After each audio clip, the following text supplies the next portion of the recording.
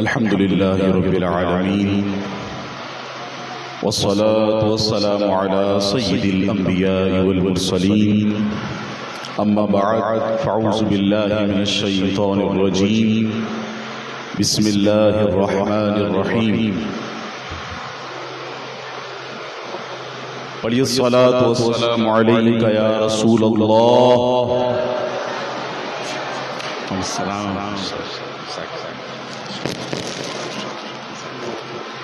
وعلى آلك وأصحابك يا حبيب الله.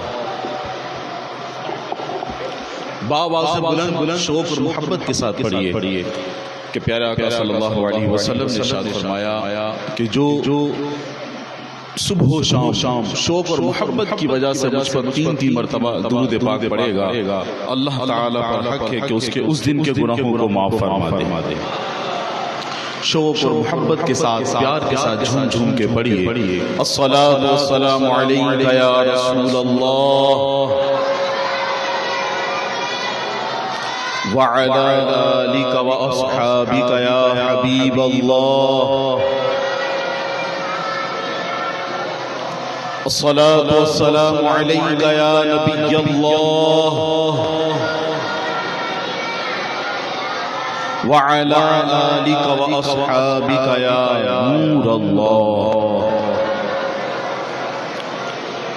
میرے پیارے دوستو، میٹھے میٹھے اسلامی بھائیو، جو باہر حضرات موجود ہیں وہ بھی مسجد میں تشریف لے آئیں. باہر بھی محفل سننی ہے، مسجد میں بیٹھ کے سنیں گے. اعتکاف کی نیت کرنے کے بعد آپ کو ثواب بھی ملتا رہے گا. پیارے آقا مدینے والے مصطفیٰ صلی اللہ تعالی علیہ وسلم کا فرمان عالی شان ہے، قیامت کے دن میرے سب سے زیادہ نزدیک قریب وہ شخص ہوگا جس نے دنیا میں مجھ پر زیادہ درود پاک پڑھا.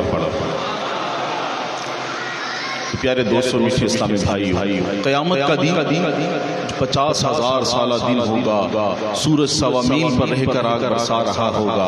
اس دن اگر ہم پیارے آقا صلی اللہ علیہ وسلم کا قرب حاصل کرنا چاہتے ہیں تو ہمیں چاہیے کہ ہم دنیا میں سب سے زیادہ کثرت سے ہم پیارے آقا صلی اللہ علیہ وسلم پر درود پاک پڑھیں. آئیے شوق اور محبت کے ساتھ مل کر درود پاک پڑھ لیجیے. صلو علی الحبیب اللهم صل على سيدنا ومولانا محمد عادل الجود والكرم وعلى آله وصحبه وبارك وسلم. میرے پیارے اسلامی بھائیو، میرے دوستو اور بزرگو، الحمدللہ عز و جل، اللہ پاک کا کروڑ احسان کہ اس نے ہمیں سنی عاشقان رسول میں سے بنایا. الحمدللہ عز و جل. شروع دن سے ہی بچپن سے ہم خواجہ غریب نواز کی کرامات، امام جعفر صادق، صحابہ کرام علیہم رضوان، اولیاء کرام کی کرامات سنتے آ رہے ہیں. آج میں ایک ایسی چیز کی طرف توجہ دلانا چاہوں گا جو بہت زیادہ ضروری ہے. اللہ کریم نے قرآن مجید میں ارشاد فرمایا، یا ایھا الذین آمنوا اتقوا اللہ وکونوا مع الصادقین. ترجمہ کنز العرفان، یا ایھا الذین آمنوا اتقوا اللہ، اے ایمان والو اللہ سے ڈرو، وکونوا مع الصادقین، اور سچوں کے ساتھ ہو جاؤ. ٹائم بہت کم ہم لیں گے، انشاءاللہ پھر ختم کریں گے محفل کو. بڑی اہم بات میں سمجھانے جا رہا ہوں، اس کو غور سے سنیے گا اور سمجھیے گا. اللہ کریم نے اس آیت میں 2 چیزوں کا حکم فرمایا. کتنی چیزوں کا؟ 2 چیزوں. یا ایھا الذین آمنوا اتقوا اللہ، اے ایمان والو اللہ سے ڈرو. کس سے ڈرو؟ ایک یہ حکم ارشاد فرمایا. دوسرا اس آیت میں حکم ہے وَكُونُوا مَعَ الصَّادِقِينَ، اور سچوں کے ساتھ ہو جاؤ، صادقین کے ساتھ ہو جاؤ. دوسرا حکم یہ ہے، کس کے ساتھ ہو جاؤ؟ زور سے بولے، کس کے ساتھ ہو جاؤ؟ سچوں کے ساتھ ہو جاؤ. ہم ان 2 چیزوں پر گفتگو کریں گے. یا ایھا الذین آمنوا اتقوا اللہ، پہلا حکم اللہ سے ڈرو، وَكُونُوا مَعَ الصَّادِقِينَ، اور سچوں کے ساتھ ہو جاؤ. اللہ پاک سے ڈرنا تقریباً جو مسلمان ہے اس بات کو سمجھتا ہے کہ ہمیں اللہ پاک سے ڈرنا چاہیے. ہمیں کیا کرنا چاہیے؟ اللہ پاک سے ڈرنا چاہیے. یقیناً اللہ پاک سے ڈرنا رونا بھی ہے، گریہ وزاری کرنا بھی ہے، الگ میں بالکل سیپریٹ ہو، لوگوں کے سامنے ہو، اللہ پاک کے خوف سے رونا یہ بھی درست ہے. لیکن میرے دوستوں، میرے بھائیوں، میرے نوجوانوں، ایک بات اور ہے کہ اللہ پاک سے ڈرنا یہ بھی ہے کہ بندہ روئے نہیں لیکن اللہ پاک کے ڈر سے تمام ناجائز کاموں کو چھوڑ دے. ہمارے یہاں بعض دفعہ سب کے سامنے اللہ توبہ تو بندہ کرتا ہے، روتا بھی ہے، لیکن حرام کام نہیں چھوڑتا، وہ کام نہیں چھوڑتا جس سے اللہ عز و جل ناراض ہوتا ہے. حرام کام نہیں چھوڑتا بلکہ وہ برے کاموں میں کرتا رہتا ہے، گناہ کرتا رہتا ہے، ساتھ ساتھ لوگوں کے سامنے روتا بھی ہے. رونا الگ بات ہے، لیکن حقیقت میں اللہ تعالیٰ کا خوف یہ ہے، اللہ سے ڈرنا یہ ہے کہ بندہ اللہ کے ڈر سے تمام ناجائز کاموں کو چھوڑے، نیک کام کرے، بھلے وہ روئے نہ. بہت ساری روایتوں میں ہے اللہ پاک کے خوف سے آنسو رونا وہ الگ ایک گفتگو ہے، ٹاپک ہے، رونا چاہیے، اور جو بھی اس کی فضیلتیں ہیں، برکتیں ہیں وہ الگ ہیں. لیکن ایک خاص چیز ہے جس کی طرف توجہ دلاؤں کہ ڈرنا یہ بھی ہے کہ اللہ پاک کے ڈر سے بندہ گناہوں کو چھوڑ دے. کیا کر دے؟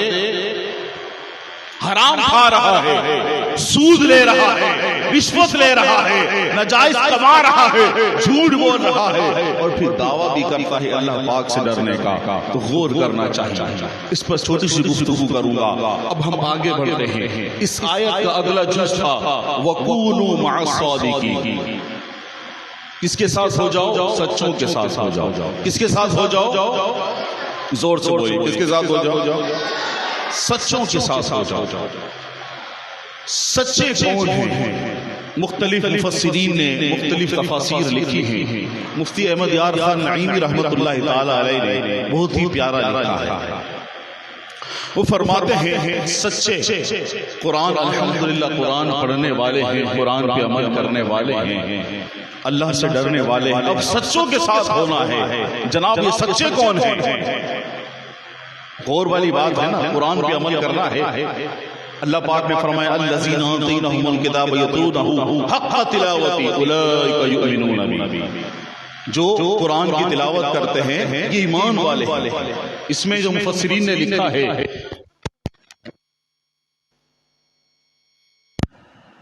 کرتا ہے قرآن کے حقوق کو پورا کرے گا تو وہ مومن ہے. ایک ایمان کا وصف ہے. اس کا پہلا وصف قرآن کو منزل من اللہ پڑھنا، دوسرا وصف قرآن کو سمجھنا، تیسرا قرآن کو پڑھ لیا سمجھ لیا اس پہ عمل کرنا.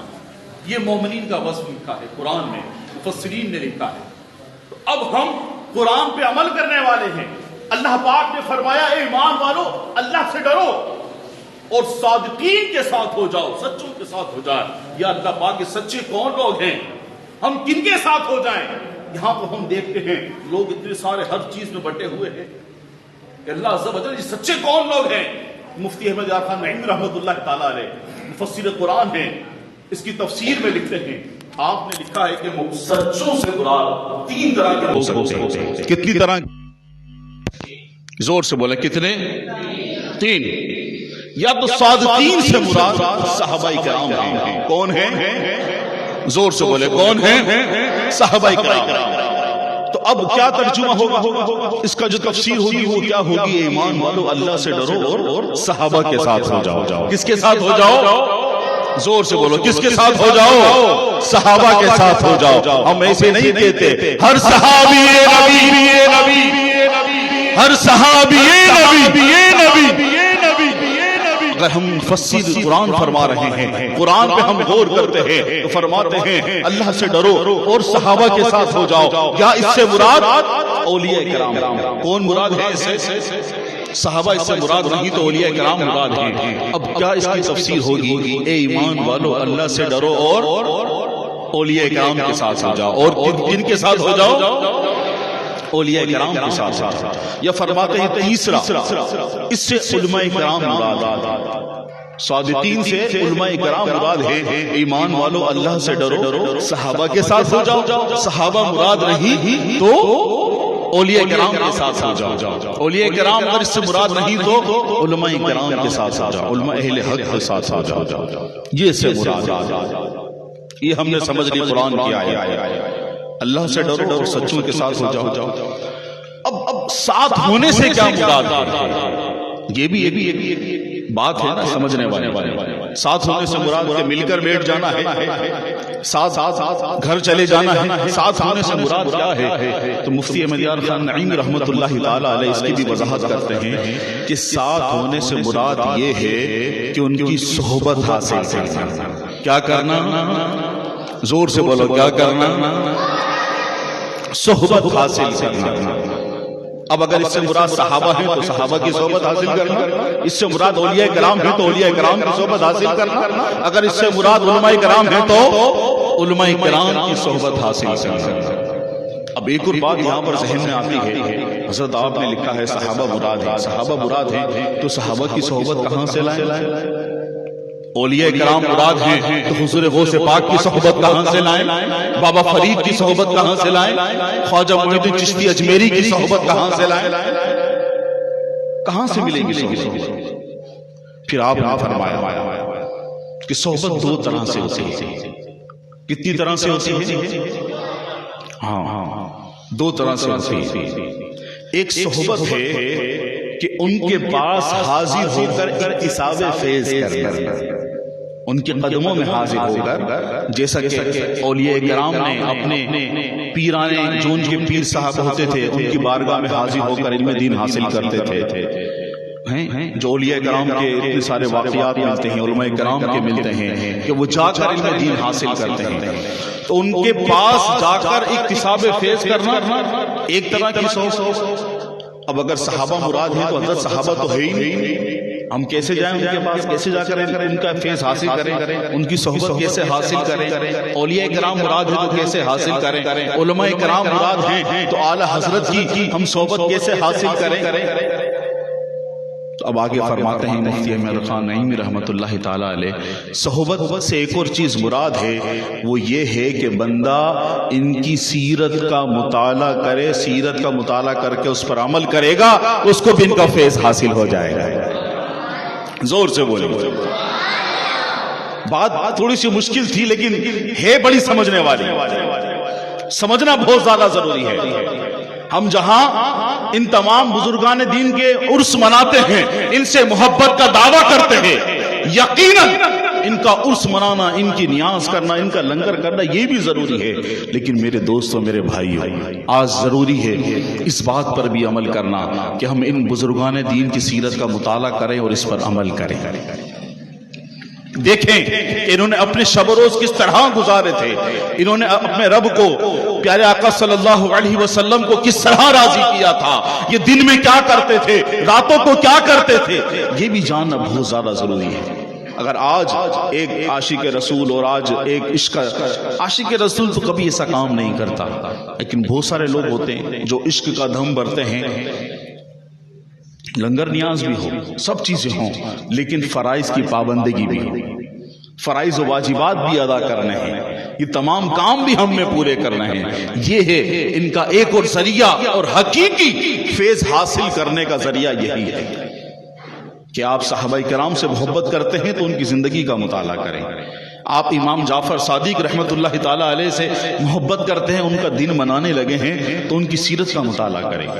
آپ خواجہ غریب نواز رحمت اللہ تعالی علیہ کا دن مناتے ہیں, آپ چھٹی شریف مناتے ہیں, آپ 11ویں مناتے ہیں, تو یہ بات بھی ضروری ہے کہ بندہ حضور غوث پاک کی سیرت کا مطالعہ کرے کہ آپ نے زندگی کس طرح گزاری تھی, خواجہ غریب نواز کی سیرت کا مطالعہ کرے کہ آپ نے زندگی کس طرح گزاری تھی. کیونکہ اللہ تعالیٰ نے قرآن میں فرمایا ہے وَقُولُوا مَعَ الصَّادِقِينَ, اے ایمان والو اللہ سے ڈرو اور سچوں کے ساتھ ہو جاؤ. تو سچے تو یہی لوگ ہیں, اور ان کے ساتھ یہ ہے کہ بندہ ان کی سیرت کا مطالعہ کرے اور ان پر عمل کرے تو انشاءاللہ اللہ کی رحمت سے امید ہے وہ دنیا اور آخرت میں بخشا جائے گا. ان کی سیرت پر چلنا مراد ہے. حضور غوث پاک کی 11ویں کریں, بہت اچھی بات ہے, کرنی چاہیے, لیکن سیرت کا مطالعہ بھی کریں. حضور غوث پاک نے کس طرح زندگی گزاری تھی, خواجہ غریب نواز رحمت اللہ تعالی علیہ. سبحان اللہ, سبحان اللہ. آج ذرا سوچے میرے دوستوں, میرے بھائی, علم دین حاصل کرتے ہیں ہم یا نہیں کرتے؟ ہمیں نماز پڑھنا آتی ہے نہیں آتی؟ دین کے لیے میں نے کتنا کام کیا ہے؟ خواجہ غریب نواز رحمۃ اللہ تعالی علیہ.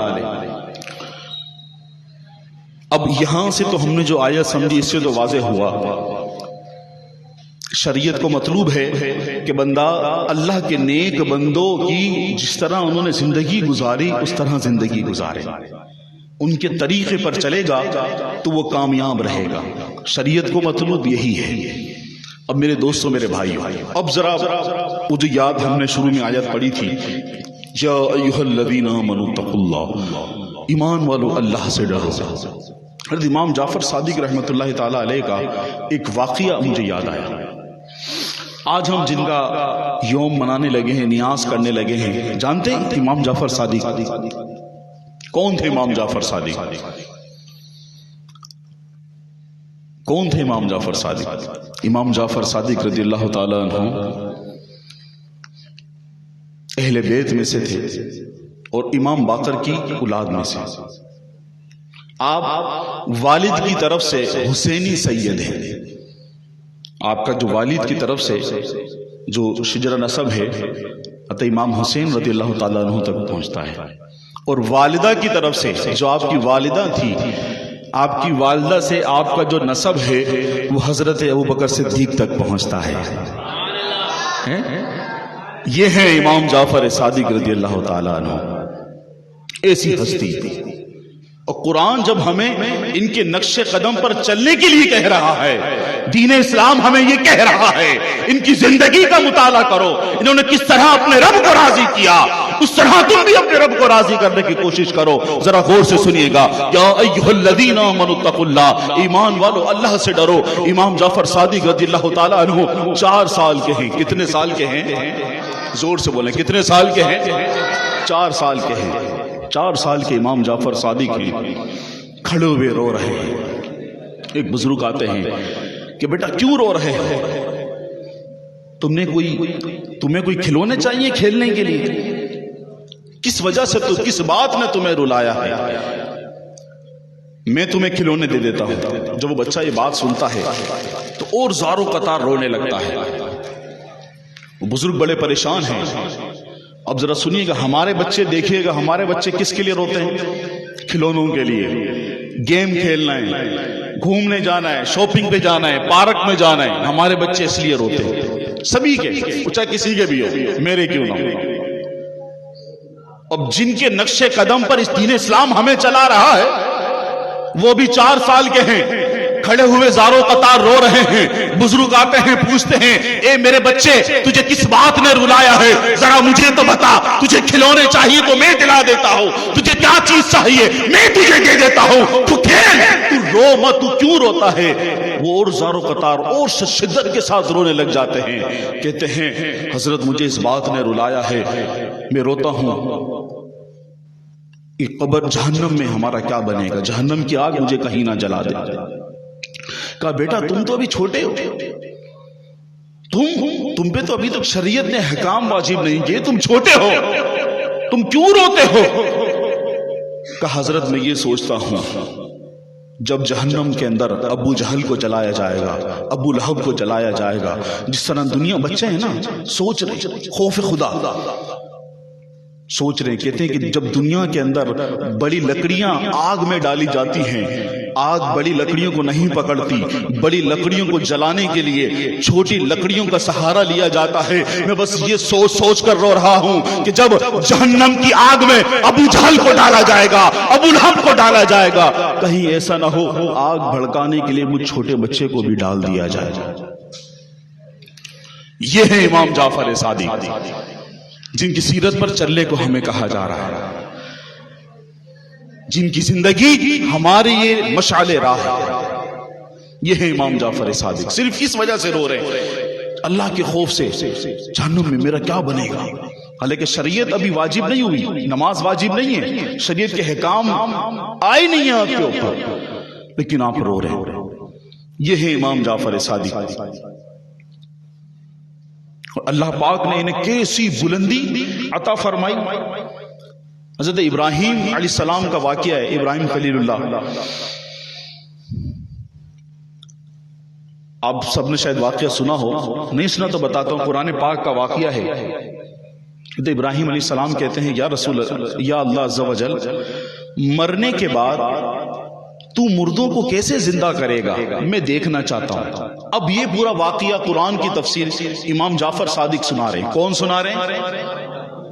امام جعفر صادق لوگوں کو سنا رہے ہیں کہ ابراہیم علیہ السلام نے اللہ کی بارگاہ میں عرض کی، یا اللہ عز و جل، تو مرنے کے بعد قیامت کے دن لوگوں کو کس طرح زندہ کرے گا، میں دیکھنا چاہتا ہوں۔ اللہ پاک نے حضرت ابراہیم علیہ السلام کی یہ ریکویسٹ، درخواست قبول کی۔ بڑا واقعہ ہے، قرآنی واقعہ ہے۔ تو اللہ پاک نے فرمایا کہ تم یہ جانور پالو، جانوروں کو پالنے کے بعد ان کو ذبح کرو، ان کا گوشت بناؤ، گوشت بنا کے مختلف پہاڑوں پہ رکھ دو، مختلف پہاڑوں پہ رکھ دو۔ اس کے بعد تم اس کو ایک ایک کر کے آواز لگاؤ۔ جب ابراہیم علیہ السلام نے ایسے کیا، جب اپنے پرندوں کو آواز لگائی، جس کی بوٹی بوٹی ہو چکی تھی، لیکن وہ اللہ تعالیٰ کے حکم سے دوبارہ زندہ ہو کر صحیح سلامت ہو کر ابراہیم علیہ السلام کے پاس پہنچ گیا۔ اب یہ قرآنی واقعہ ہے، امام جعفر صادق سب کو سنا رہے ہیں، محفل لگی ہے، مجلس لگی ہے، لوگ بیٹھے ہوئے ہیں، امام جعفر صادق سب کو سنا رہے ہیں۔ اتنے میں امام جعفر صادق نے کہا، کیا تم لوگ بھی دیکھنا چاہتے ہو؟ تم لوگ بھی دیکھنا چاہتے ہو؟ لوگوں نے کہا ہاں ہم بھی دیکھنا چاہتے ہیں۔ امام جعفر صادق رضی اللہ تعالیٰ عنہ نے ایک کوا لیا، باز لیا، کبوتر لیا، 4 پرندے لیے، مور لیا، اس طرح کے 4 پرندے لیے۔ ان کا گوشت کر کر کے آپ نے الگ الگ مختلف جگہوں پہ رکھ دیا، ان کا گوشت بنا کر ذبح کر کے سب کو رکھوا دیا۔ اب جیسے امام جعفر صادق نے آواز لگائی، اے مور، تو مور زندہ ہو کر امام جعفر صادق کے قدموں میں آ گیا۔ اسی طرح پھر آواز لگائی، جتنے بھی پرندے تھے، 4 پرندوں کو ذبح کیا تھا، سب کو الگ الگ رکھ دیا تھا، سب کو آواز لگائی، ایک ایک پرندہ اللہ کے حکم سے زندہ ہو کر امام جعفر صادق کے قدموں میں آ گیا۔ میرے پیارے دوستوں، میرے بھائی، دین اسلام نے ہمیں ایسے نہیں کہا کہ ان کی پیروی کرو۔ میں نے ایک بچپن کا ایک واقعہ آپ کو سنایا، دین اسلام پر چلنے والے، مجاہدے کرنے والے، راتوں کو دنوں کو اللہ پاک کی عبادت کرنے والے۔ یوں تو امام جعفر صادق کے بہت سارے واقعات ہیں، لیکن ایک چھوٹی سی بات جو ہم نے ان کا واقعہ سنا کہ بندے کے دل میں خوف خدا ہونا چاہیے، اور اپنے بچوں کو بھی اسی کی تربیت دے، خوف خدا کی تربیت دے۔ اب اگر اس سے مراد اولیاء کرام ہیں تو امام جعفر صادق اہل بیت میں سے ہیں، اللہ کے نیک بندے ہیں، اللہ کے ولی ہیں۔ اور اگر اسے اگر خواجہ غریب نواز رحمۃ اللہ تعالیٰ علیہ کا بھی ہم عرس منا رہے ہیں تو خواجہ غریب نواز رحمۃ اللہ تعالیٰ علیہ کے بھی ہم اس طرح کچھ، ان کی بھی بڑی پیاری زندگی ہے، بہت پیارا عمل ہے۔ آج ہم جو ہے وہ اگر کسی کی اولاد ہے تو وہ اولاد سے جائیداد کی وجہ سے پریشان ہیں، ماں باپ بیچارے مر جاتے ہیں تو سب سے پہلا جھگڑا جو ہے وراثت کا ہوتا ہے، اور وراثت کی وجہ سے بڑے بڑے جو گھر ہوتے ہیں، بھائی ہوتے ہیں، گریبان پکڑ لیتے ہیں وراثت کی وجہ سے۔ حضرت خواجہ غریب نواز رحمۃ اللہ تعالی علیہ، ان کے والد صاحب بڑے ہی کاروباری تھے، اللہ کے نیک بندے تھے۔ جب ان کا انتقال ہوا، جو حضرت خواجہ غریب نواز رحمۃ اللہ تعالی علیہ کو جو چیزیں ملی وراثت میں، وہ آپ نے سب کی سب راہ خدا میں آپ نے سب کی سب تقسیم کر دی، سب دے دی، سب اللہ کی راہ میں آپ نے سارا مال دے دیا، صرف ایک چکی بچائی تھی حضرت خواجہ غریب نواز رحمۃ اللہ تعالی علیہ نے۔ اور ان کی بھی جو سیرت ہے میرے دوستوں، میرے بھائیوں، بڑی پیاری اور ایک طویل سیرت ہے۔ بندہ اس کو پڑھے تو اگر ان کا حقیقی فیض حاصل کرنا ہے تو ان کی سیرت کو پڑھ کے اس پر عمل کریں۔ کہ جب مدینہ شریف ان کی حاضری ہوئی تو پیارے آقا صلی اللہ تعالی علیہ وسلم نے ارشاد فرمایا کہ تم دین کے لیے، ہمارے دین کے کام کے لیے ہند چلے جاؤ۔ آپ وہاں سے ہند آ گئے، دین اسلام کا کام کیا، اور کام کرتے رہے یہاں تک کہ آپ کا یہی مزار بن گیا۔ آپ کا مزار ہند میں ہے، آپ کی بے شمار کرامات ہیں، آپ کی عبادات ہیں۔ اب ایک بہت ہی پیاری بات میں یہاں کہوں گا میرے دوست، میرے پیارے میٹھے اسلامی بھائیوں، ہم اللہ کے نیک بندوں کو، اولیاء کرام کو کرامت کی وجہ سے اللہ کا ولی نہیں مانتے. غور سے سنیے گا، ہم صرف کرامت کی وجہ سے خواجہ غریب نواز کو اللہ کا نیک بندہ، اللہ کا ولی نہیں مانتے. ہم حضور غوث پاک کو کرامت کی وجہ سے نہیں مانتے، بلکہ ان کے علم اور ان کے عمل کی وجہ سے اللہ کا نیک بندہ، اللہ کا ولی مانتے ہیں. ان کی سیرت، ان کی زندگی ہمارے سامنے ہے، انہوں نے کس طریقے سے، کس انداز میں اللہ کے دین کے لیے نکلے.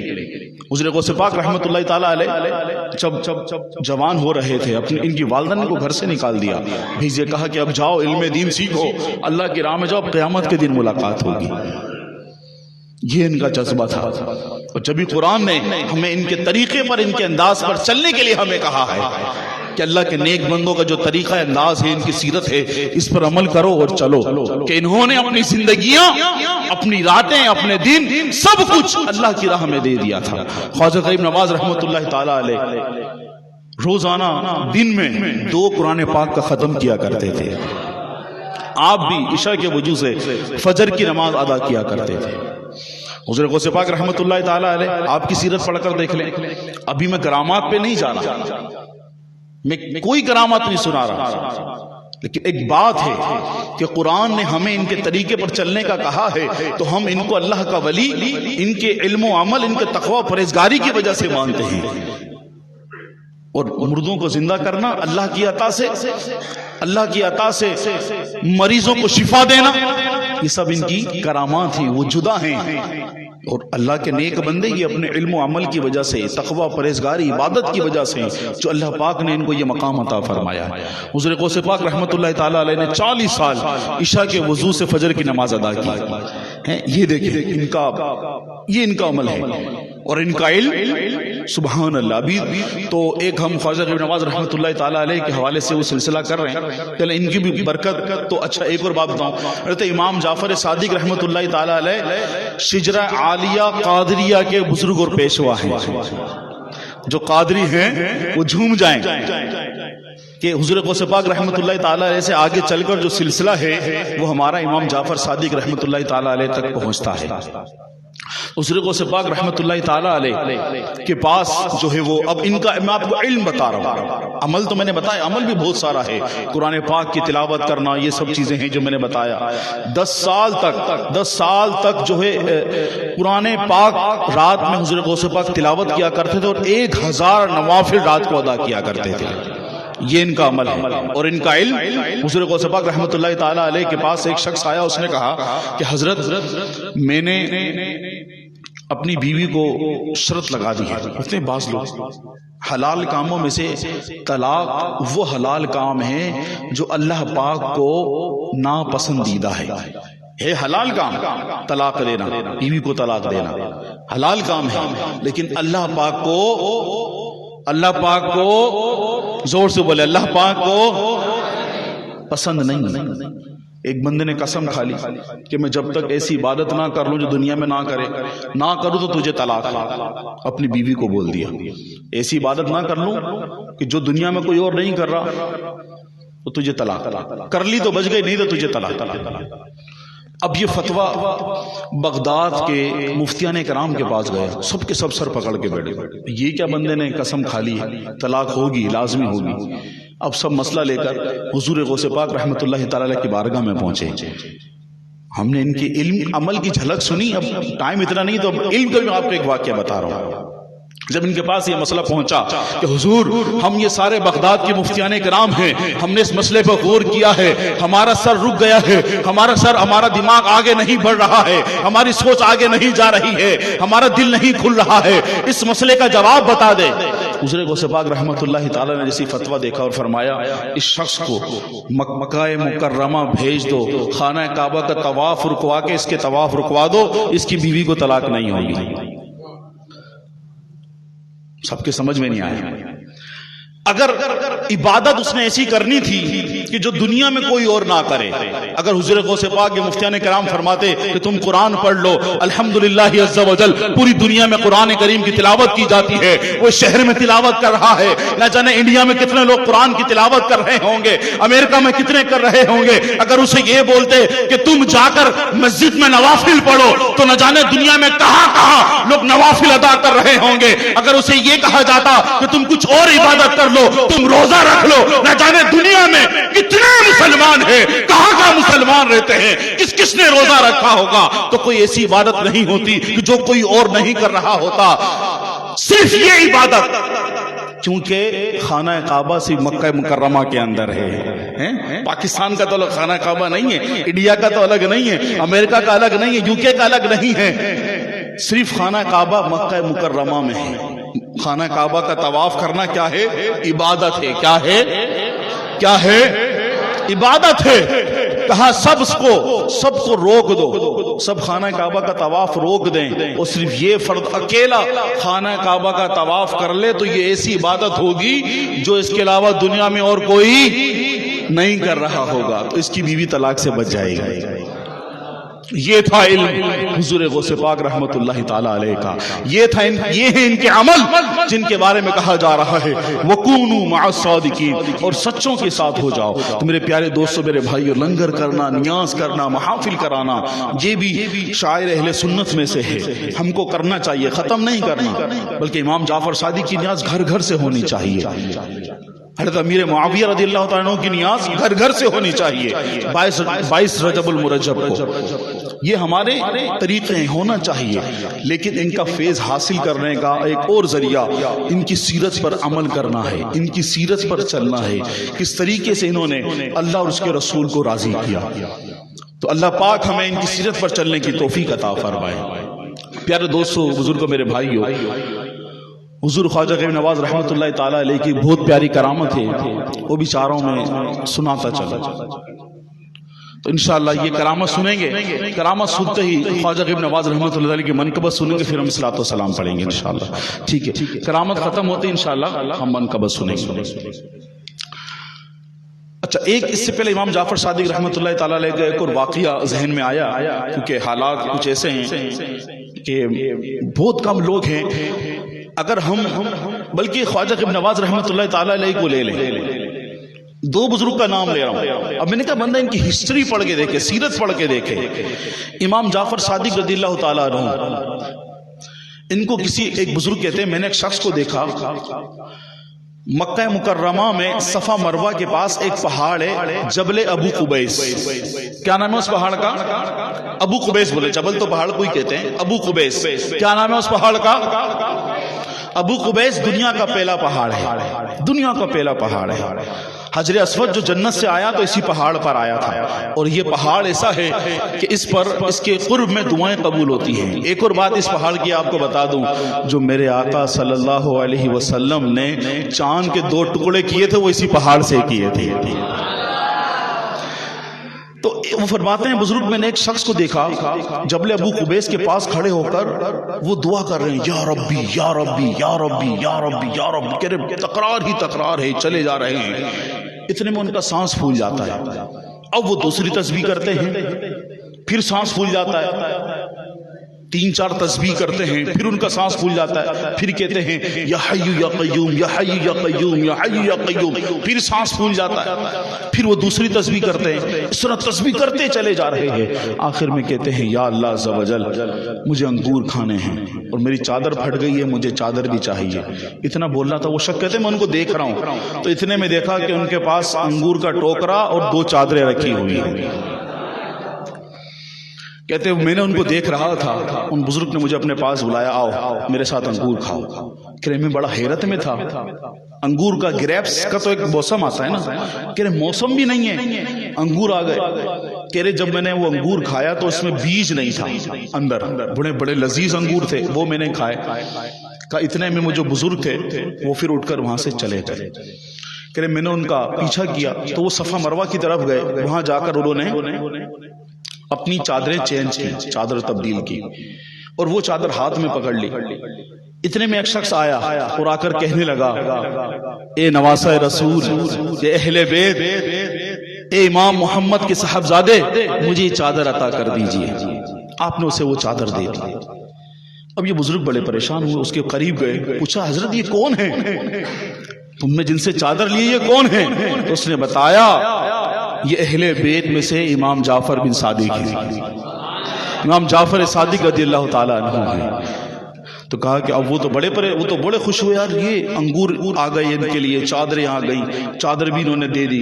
تو اب وہ کہتے ہیں میں ان کے پیچھے پیچھے ہوا لیکن وہ مجھے نہ ملے. یہ واقعہ سنانے کا کیا مقصد تھا میرا؟ میرے دوستوں, میرے بھائیو, آج کل کے جو حالات ہیں, غریبی کتنی ہے, مہنگائی کتنی ہے, ایک ایسا فعل, ایسا کام کہ جو ہمارے بزرگان دن کرتے چلے آ رہے ہیں. اللہ پاک سے انگور مانگے, انگور آئے, جو ساتھ میں موجود تھا اس کو کھلایا نہیں کھلایا, اس کو کھلایا. اور پھر جب چادر زیادہ تھی, کسی نے چادر طلب کی تو اپنی چادر بھی دے دی. یہ ہیں اللہ کے نیک بندے جو صدقہ و خیرات کرتے چلے آ رہے ہیں, اپنے پاس نہ ہو لیکن زمانے کو کھلاتے ہیں. حضرت خواجہ معین الدین چشتی اجوی رحمۃ اللہ تعالیٰ علیہ, خواجہ غریب نواز رحمۃ اللہ تعالیٰ علیہ, ان کے بھی بارے میں یہی ملتا ہے کہ انہوں نے اپنے دور سے لے کے ابھی تک وہ دیکھیے خواجہ صاحب کی دیکھ بنتی ہے, کافی بڑی دیکھ, جو خواجہ غریب نواز رحمۃ اللہ تعالیٰ علیہ کا جو مبارک دور تھا وہ اس سے چلا آ رہا ہے. آپ جو ہے غریبوں کو کھانا کھلاتے تھے, آپ مساجد کے اندر علماء کرام, ائمہ کرام کو آپ ماہانہ رقم پیش کیا کرتے تھے. آپ جب مسئلے پہ ہوتے تھے تو جو آپ کے کھانا پکانے والے آتے تھے وہ آتے تھے, حضرت آج اتنے افراد ہیں, ان کا کھانا بنانا ہے. آپ اپنی جان ماز ہٹاتے تھے, اس کو جتنی رقم چاہیے ہوتی تھی وہاں سے نکال کر لے جایا کرتا تھا اور غریبوں کے لیے کھانا بنایا کرتا تھا. تو یہ تو ہمارے بزرگان دین کی سیرت ہے کہ وہ بھوکوں کو کھانا کھلاتے ہیں, غریبوں کی مدد کرتے ہیں, دین اسلام کے لیے مدد کرتے ہیں, اپنا جان مال سب کچھ پیش کر دیتے ہیں. میرے دوست, میرے بھائی, آج بھی دین اسلام ہم سے یہی چاہتا ہے. ہم بزرگان دین کا ایام بنائیں, ہم 11ویں بنائیں, خواجہ صاحب کی 6ٹی بنائیں, لیکن ہم غریبوں کو یاد رکھیں. جو ایسے غریب ہیں بیچارے جن کے گھر میں کھانے کو نہیں ہوتا, گوشت نہیں بنا پاتے, راشن مکمل نہیں ہوتا, ان کے گھروں میں خواجہ غریب نواز کی نسبت سے ہم کھانا پہنچائیں. ہم حضور غوث پاک کی طرف سے ان کے گھر میں کھانا پہنچائیں. ہم جو مساجد ہیں ان کی تعمیرات میں حصہ لیں. ابھی ہم نے سنا وَقُونُوا مَعَ الصَّادِقِينَ, ایمان والو اللہ سے ڈرو اور کس کے ساتھ ہو جاؤ, سچوں کے ساتھ ہونا, ان کی سیرت پہ عمل کرنا. ہم نے امام جعفر صادق کا واقعہ سنا, ہم نے خواجہ غریب نواز کا واقعہ سنا کہ دین اسلام کے لیے پیش رہتے تھے, دین اسلام کے لیے کام کرتے تھے, غریبوں کی مدد کرتے تھے. تو آج ہم بھی یہ نیت کر لیں انشاءاللہ عز و جل ان بزرگان دین کے صدقے دین اسلام کے لیے اپنے عطیات پیش کریں گے. زور سے بولیں. ضروری نہیں ہے کہ آپ 1 لاکھ 2 لاکھ 3 لاکھ ہو تو جتنا ہے. بعض دفعہ اللہ پاک نے اسے کروڑ دیا ہے, کروڑ میں سے 1000 دے گا تو وہ کیا نسبت رکھتا ہے.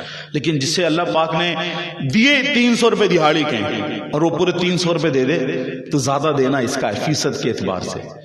حقیقت تو یہ کہ اللہ پاک جس کا قبول فرمائے. تو میرے دوستوں, میرے بھائیوں, ہمیں غریبوں کا بھی خیال رکھنا چاہیے, پڑوسیوں کا بھی خیال رکھنا چاہیے, اور ہمیں مساجد کا, دین اسلام کے لیے مدارس کا, ہمیں ان کا بھی خیال کرنا چاہیے. سب کریں گے انشاءاللہ عز و جل.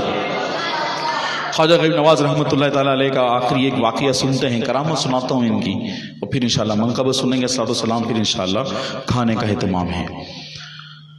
ایک بڑھیا عورت خواجہ غریب نواز رحمۃ اللہ تعالیٰ علیہ کی بارگاہ میں حاضر ہوئی کہ حضرت میرے بیٹے کو قاضی نے غلط فیصلہ سنا کے پھانسی پہ لگا دیا اور اس کو دفنا دیا. اچھا چلو. جو خواجہ غریب نواز رحمۃ اللہ تعالیٰ علیہ اس بڑھیا کو لے کر اس کے بیٹے کی قبر پہ گئے, جا کر کہا اے شخص, اگر قاضی نے تجھے غلط سزا دی ہے, تیرا حق نہیں بنتا تھا, تجھے غلط سزا دی ہے, تو اللہ کے حکم سے یاد رکھیے گا. کس کے حکم سے؟ ہاں, کس کے حکم سے؟ ہم سب اللہ کی طرف سے مانتے ہیں.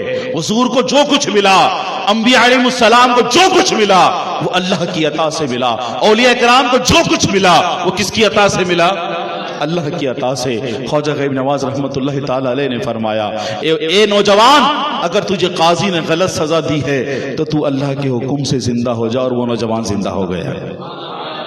سبحان اللہ. آئیے خواجہ صاحب کی منقبت سنتے ہیں کہ صلی اللہ علیہ وسلم پڑھتے ہیں. اللہ پاک سے دعا ہے ہم نے جو کچھ سنا سیکھا اس پر عمل کرنے کی توفیق عطا فرمائے. بزرگان دین کی سیرت پر چلنے اس پر عمل کرنے کی توفیق عطا فرمائے. آمین بجاہ نبی صلی اللہ علیہ وسلم.